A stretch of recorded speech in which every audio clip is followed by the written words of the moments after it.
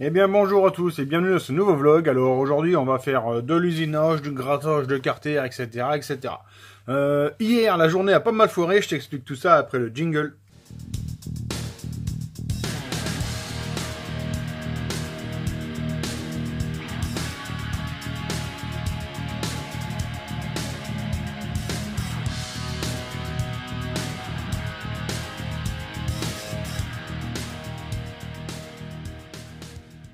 Allez, avant de commencer cette vidéo, comment fonctionne la chaîne, hein, il y a pas mal de nouveaux qui sont arrivés, je pense que c'est important de faire un petit rappel, je vais essayer de faire assez vite. Alors, si tu veux, la chaîne elle est découpée en plusieurs playlists, hein, tu as du tuto, etc. etc. Et tu as surtout une rubrique qui intéresse beaucoup, c'est le vlog. Alors le vlog, selon moi, qu'est-ce que c'est? Je me lève le matin, je fais mes activités, je découpe ma journée comme ça en vidéo, et après j'essaie de te monter ça, et je te la mets à disposition sur YouTube vers 20 h. Si tu veux te faire ça, ça peut t'amener pas mal de couacs. Avant-hier, on faisait là de l'usinage.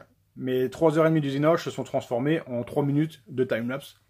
Tout simplement parce que j'avais même pas vu qu'on pouvait régler la fréquence d'image de la caméra. Donc ça, erreur de ma part. Donc un vlog qui devait durer assez longtemps, où je devais bien pouvoir te montrer les étapes, ça a été comme ça, tu vois, un vlog de 4 minutes. Désolé. Maintenant, je sais, je peux régler ma fréquence d'image, donc du coup, tu auras des timelapses plus longs. Second couac, hier, je m'étais prévu, je me suis dit, allez, aujourd'hui, ça va être, je leur donne 2 vidéos, je leur file le vlog classique, ce que je t'avais annoncé comme mal aussi préparation, plus un vlog sur la petite caméra GitHub que je mets sur mon casque pour faire mon motovlog. Seulement, ça a foiré complet, et si tu veux, j'ai mis la journée complète juste pour monter la vidéo de la caméra. Voilà pourquoi hier, tu n'as pas eu de vlog mécanique, mais tu t'es retrouvé avec un vlog d'une caméra à 8 h au lieu d'avoir 2 vlogs. Bref, au final, tu nous reparles encore de ta caméra. Si tu veux, je te remets le lien dans la description. Allez, on fait de l'usinage. Allez, 10 crans. 10 crans combien? 1 mm. Allez, je suis obligé de te faire ça en voix off parce qu'on n'entendait vraiment rien de ce que je disais. Tout simplement parce que tu vois, la caméra elle est placée devant moi, hein, derrière la machine-outil. Donc du coup, on n'entend que les copeaux et on n'entend pas du tout ce que je raconte. Donc je te disais tout simplement que cet usinage-là, tu le voyais très rarement. Tout simplement parce que le montage était très archaïque et j'ai vraiment pas de place pour venir placer ma caméra derrière. Maintenant, simplement avec une Dremel, ici, je fais le passage de bielle pour pouvoir fermer le moteur et faire un montage à blanc. Mon moteur, il est là, il est prêt à faire quelques relevés.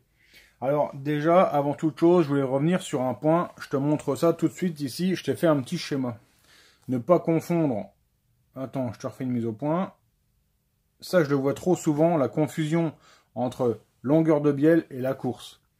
Alors si tu veux, la longueur de bielle, je te l'ai dessiné ici. Tu vois, ici tu as ton vilebrequin, tu l'as bien compris. Ici ton axe de vilebrequin et là des bielles. Alors j'en ai fait 2. Alors elles sont très différentes en longueur, hein, tu vois bien. La verte et la rouge, elles ont le même point d'ancrage, mais elles ont une différente longueur. Donc là tu vas jouer sur la cale d'en base. Et entre guillemets, tu vas rien faire d'autre que de jouer sur la cale d'en base. Ça va te changer ton volume, ça va te changer un peu ton angle d'attaque. Mais pour simplifier, on va dire, ça ne change rien, ça ne modifie pas la cylindrée. À côté ici, je t'ai fait... la course, alors la course de la bielle. Tu vois, ici, le bleu, donc le vilebrequin. Ici, l'axe de vilebrequin, la queue, la soie, là où tu visses le variateur ou la transmission primaire. Ici, en bleu, un maneton d'origine, tu vois, 40 mm. Et là, je décale le maneton par rapport à l'axe. Là, forcément, le bras de levier est plus grand. Là, je modifie ma course. Donc là, tu vois, 44, le maneton est décalé. Je rebondis tout de suite sur ce que je viens de dire. Une demi-course, hein, parce que la course c'est le tour complet. Donc là tu vois, pour faire une course 44, il faut que le maneton il soit à 22 mm de la soie de vilebrequin. 22 mm pour une course 44, 20 mm pour une course 40, tu comprends? Donc voilà la différence entre une longueur de bielle et la différence entre la course. Là par contre tu changes la cylindrée, hein. Donc je te cache pas que j'ai déjà commencé à regarder et là ça tombe vraiment mal. Alors si tu veux, il y a des cylindres qui se montent bien en course longue et des cylindres qui se montent mal en course longue. L'erreur que je vois souvent, hein, c'est donc juste simplement, admettons tu prends un cylindre, je te dis n'importe quoi, tu prends celui-là, tu le mets à 70 de squish, tu modifies la course, tu le mets à 70 de squish. Alors c'est une grave erreur, parce que non seulement la cylindrée a changé, donc le taux de compression à squish équivalent, il a été modifié. Si à 0,7 tu comprimais à 16, là à 0,7 il faudrait calculer, mais je veux dire tu vas peut-être comprimer à 18. Première erreur. Deuxième erreur, les diagrammes changent considérablement, hein. Il ne faut pas régler par rapport au squelch, il faut régler par rapport à la hauteur du transfert. C'est vraiment par là qu'on va commencer. Le souci, c'est que tu peux pas forcément avoir le transfert que tu veux, parce qu'il faut bien comprendre que le piston, ça se trouve, il va dépasser. Et là, c'est ce qui m'arrive. Le piston dépasse énormément du cylindre, donc c'est pour ça que je te dis que le cylindre, il se prête vraiment mal à la course longue. Là, il m'a donné une cale de 4. Voilà. Donc là, mon piston, il sort encore exagérément, tu vois. D'entrée de jeu, là, je vais commencer par faire une cale de 5 mm. Et là, franchement, ça, c'est un boulot que je déteste, faire une cale d'en base. Allez, c'est parti. Allez, c'est parti. Un morceau d'alu 5 mm. On essaye de tracer grossièrement l'emplacement pour le perçage. Après, on coupe notre tôle, hein. On n'a pas besoin de tout ça.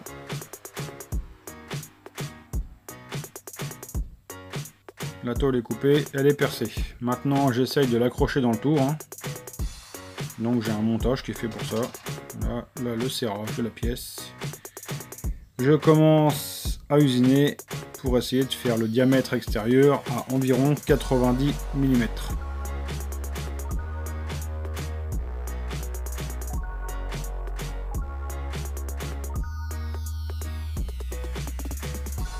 Donc voilà, c'est fait. Après, il va falloir changer les morts, hein, du tour, parce que maintenant on va se prendre sur le diamètre extérieur afin de faire le trou à l'intérieur qui va rentrer sur les jupes du cylindre. Voilà, c'est parti, je commence à évaser l'intérieur.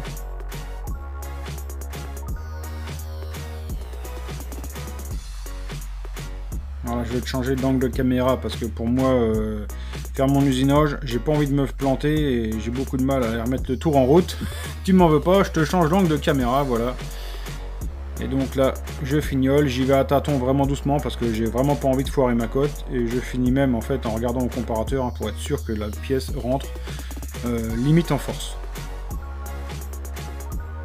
Ensuite, je vais passer sur les perçages de la cale. Donc là, c'est assez simple au final. Par le passé, je faisais au plateau diviseur. Maintenant, je mets la cale sur le cylindre. Et tout simplement, je viens contre-percer par le trou du goujon. Et ça évite bien des soucis. Et on est sûr d'être vraiment là où il faut être percé. Après, un petit coup débavurage. Et la cale est finie. Enfin, elle est finie. Elle est finie d'usiner. Maintenant, il faut faire tout le détourage de transfert. Et là, c'est encore 1 heure. T'as vu, 1 heure pour faire ça. De toute façon, là, j'en ai pas besoin tout de suite des transferts. Pour l'instant, je vais déjà m'assurer que les cotes, elles soient bonnes. Mon cylindre est posé avec sa cale de 5 mm et le piston dépasse encore sévèrement. Là, tu vois où arrive le piston, hein, au niveau du point moraux. C'est vraiment excessif déjà au niveau du dépassement. Mais on va déjà prendre les relevés de diagramme, voir combien on a comme ça. Alors...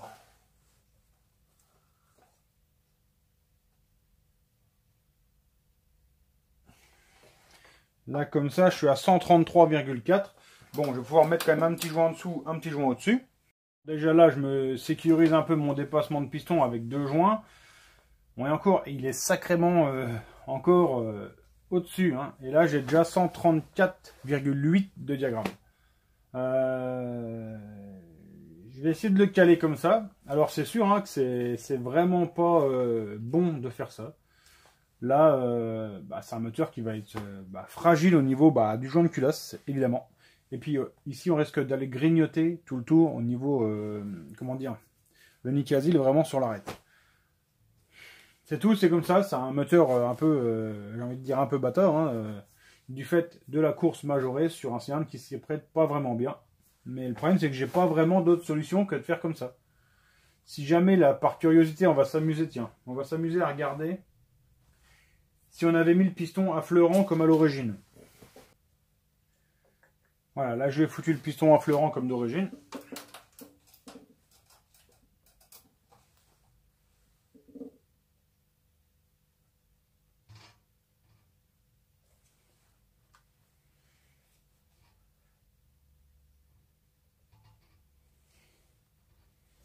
Ouais, voilà.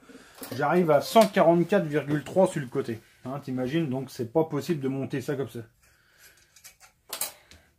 Donc voilà pourquoi on doit toujours commencer à faire son montage course longue en fait en calant son transfert, hein, tout simplement, à la valeur souhaitée. Donc là 135 pour moi c'est ma valeur limite haute.